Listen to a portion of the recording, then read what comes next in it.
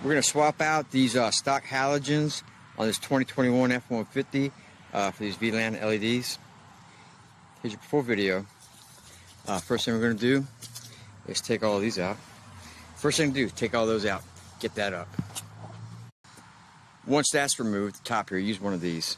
Flathead screwdriver works too. Once that's removed, you come down here, you take this off. There's some screws on that side, some screws on that side, and it unsnaps.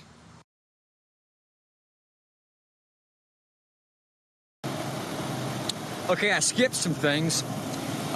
Anyway, I got everything off and swapped out. I'm doing a dry test right now. Everything's hooked up and working good. Plug and play, VLAN.